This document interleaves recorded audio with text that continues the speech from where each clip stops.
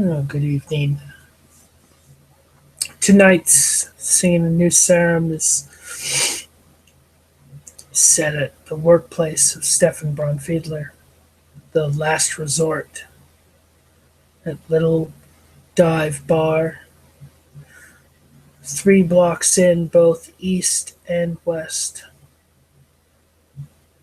in the industrial district. It's coming up on the really late night, early morning, about 1:15, when Stefan looks, checks the time. The bouncer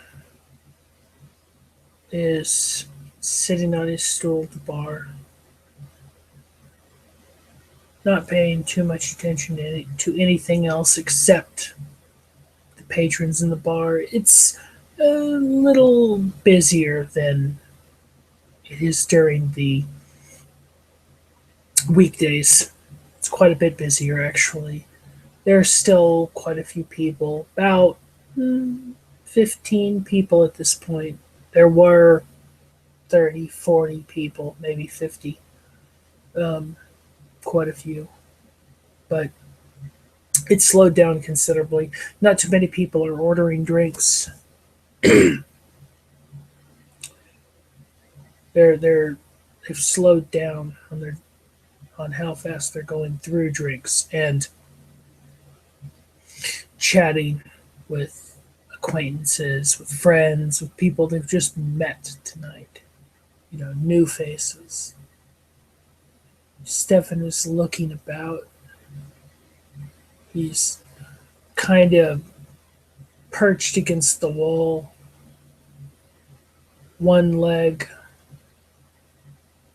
up on an empty part of the area below the bar on his side, just kind of like half sitting, looking around. He remembers the last time that he really had a good look anywhere, at people, at things. It was the night he actually inquired about a job here. Not because he wanted to be a bartender, because he needed something. He knew full well that he could do it. He knew that this job wasn't above him. But he finds himself looking at one of the longer, or one of the longtime patrons of this establishment, woman who comes in here, orders a few drinks. She sits with that drink in front of her. Usually it's a glass of wine. Always, always a white wine. Always a particular white wine that this place seems to carry, because she comes in and she orders it. It's a little bit more expensive than the place could actually afford to keep on in stock, but not a whole lot of it is ordered, so there's really no loss. But he finds himself looking at the woman, trying to see beyond the physical appearance, trying to more closely gauge the emotions that she's feeling, the essence of this woman.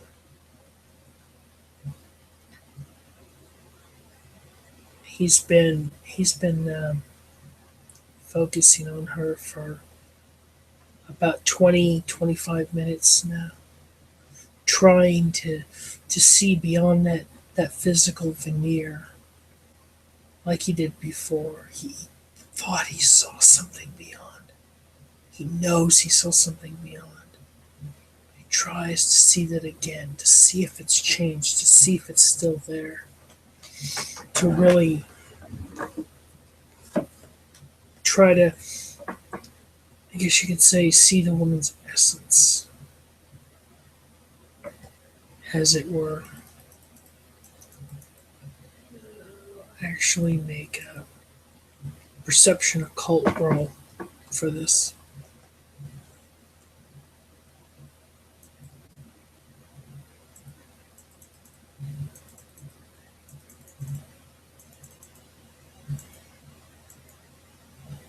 Yeah, I think a difficulty 6 should be fine. Um, he, as as his concentration reaches a peak, he begins to see what he thinks is a bit of shimmering color. She's happy, or is it happy, or is it content, or the feeling he's getting, he can't quite put his finger on the feeling. Maybe the colors, being as they're scintillating, they're it's not one solid color he's seen. He's seen multiple colors. Maybe it's because his focus might be veering slightly onto the other patrons. She's lust, love, focus. But he really tries to hone in and focus and try to leave everything else around him aside. And he knows that there's something to this. The extension of his perceptions has it has occurred to him that if he can extend the range of his sight, the normal ability, the normal acuity of his sight, his hearing, and with the other gifts of his blood, the ability to command people, the ability to, whether it's actually a physical thing, or whether it just affects the mind of any onlookers, the ability to become invisible, become unseen, to blend into the shadows. The thought occurs to Stefan that what if the ability to see, to perceive beyond normal human limits?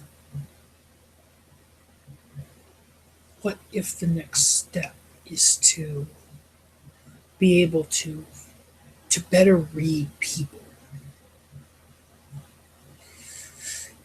He tries to focus in on some of the patrons that he's had more conversations with in depth, people that he knows better.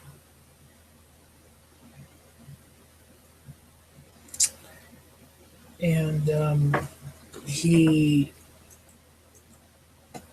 attempts to try to extend his perceptions a little bit further upon them. And for this, I'm going to say the difficulty is going to be 7. And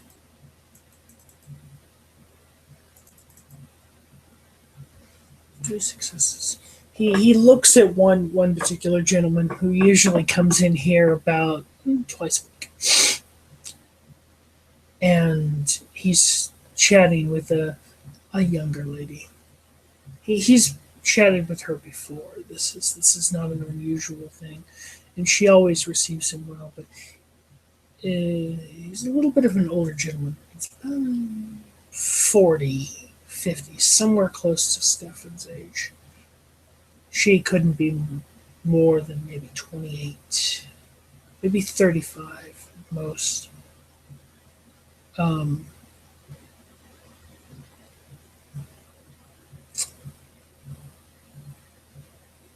from him, he gets a feeling of lust and contentness.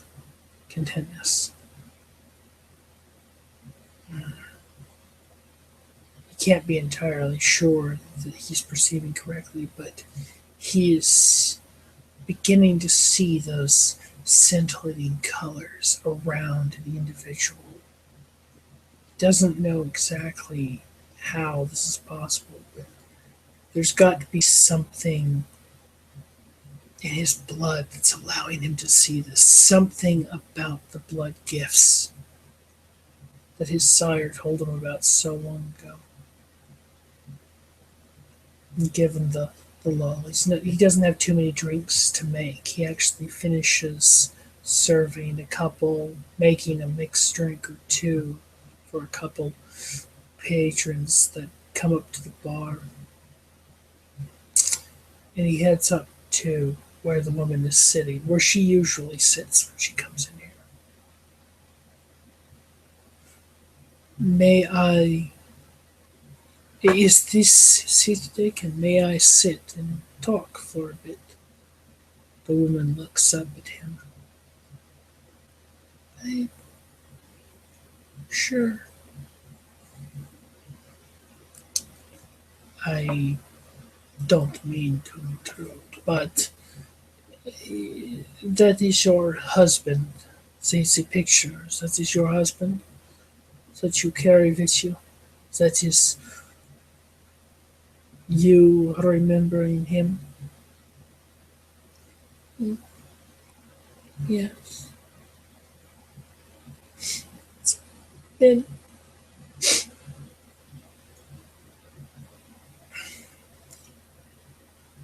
30 years.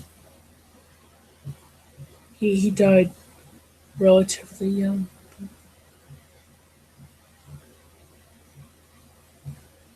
He was about 55 when he died. Cancer, the doctor said. But we were together for about 15 years. And I loved him quite. I loved him a lot. I am deeply sorry for your loss. But you you keep his memory alive. You do his soul a great courtesy.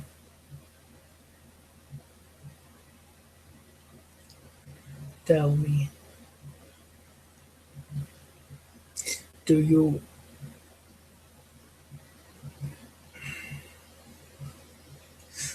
often wonder whether or not you should have ever remarried? The woman looks kind of, her head turns a little bit.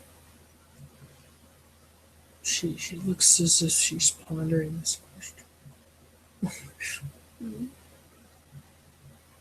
You're not proposing anything, are you? No, no, not directly. My parents raised me with more tact than that. I was just wondering. She kind of looks down a little bit, shocked, maybe a little shyly. She looks down. I thought about it at one point, but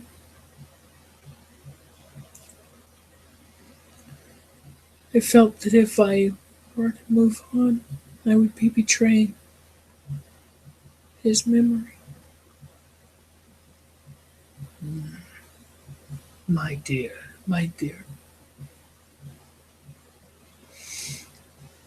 you should not be so sad concerning yourself with things like that. You should try to relax, focus in on and the happier times, the times you had with him, all of those moments. You should find yourself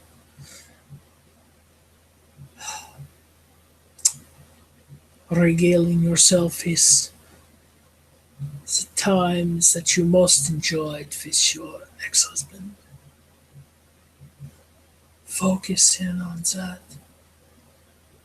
Do not find yourself in sadness. Do not find yourself in doubt. If you ever move on, just remember he would have probably wished for you to find someone else rather than live the rest of your life alone. Stefan he intently makes eye contact with the woman as she looks up. Something in his voice, perhaps. She looks up and he makes intent eye contact.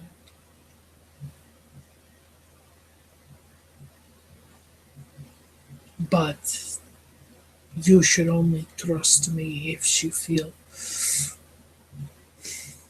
comfortable. You should not let your guard down unless you feel that I am could truly be a friend.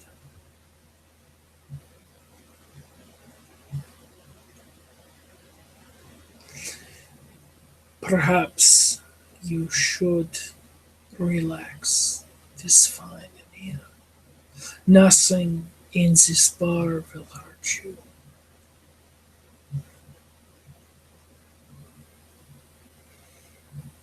Mm, the woman seems to relax quite a bit. And Stefan, at this point, he's kind of taken her hand a little bit as she's kind of outstretched it across the table, given the motion he made. And he grabs her hand in both of his about the wrist and just kind of puts his face about her wrist. Hmm. My dear lady, someone as beautiful as you should not be so sad, should not be so melancholy. There's so much still for you to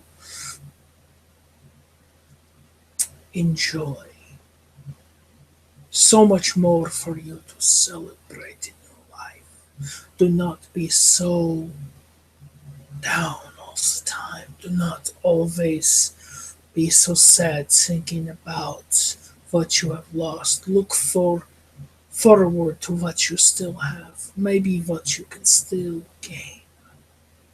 And as he finishes that, his head lowers to about her wrist, and he plants a gentle kiss about her wrist. And in that moment, he kind of lifts his lips from her flesh, opens his mouth while his head is down a little bit, extends his fangs, and lets them very gently pierce the flesh of that wrist that he holds. And as he does so,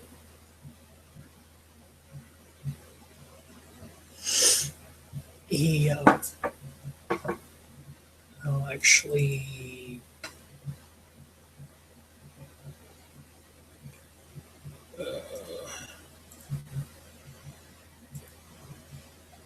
give it a roll.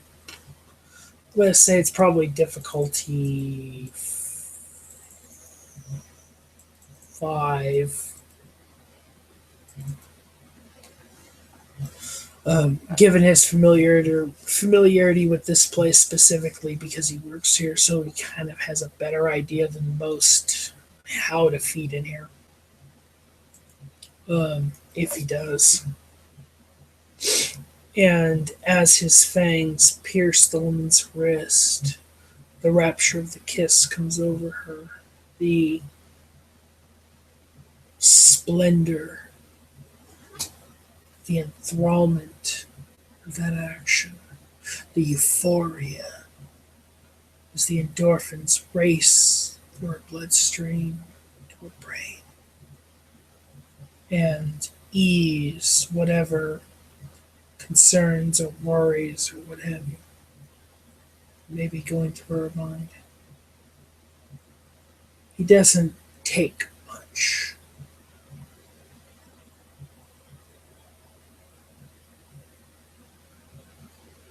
One trait to sample,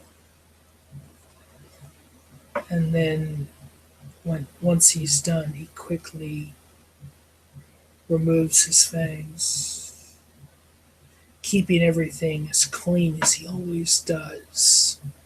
Licks the wound before a drop can spill from it. Says, you, my dear, you should always remember that there is so much to celebrate in your life. It is not over. It is not too late. There is still much that you can accomplish. And Stefan, he gets up from his seat, plants a kiss on the woman's hand. Says, can I get you anything else? The woman looks up at him. Says, no, I'm actually going to be heading home. It's very late. Let me get you a cab to assure your safety. And Stefan goes back behind the bar. A few moments later, he tells the woman as she's approached the bar, your cab should arrive shortly. And as he goes back to his business, rounding up yet another night at the last resort, people are starting to filter out. He starts to do his end of night cleaning, seeing as he's pretty much done everything else. This is pretty much what he needs to do is the cleaning up front. Just a little bit here and there.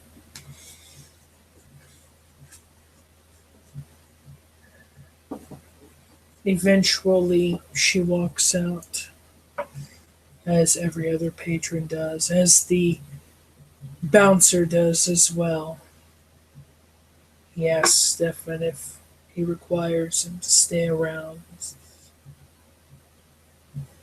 no, I will be fine. As the scene comes to a close.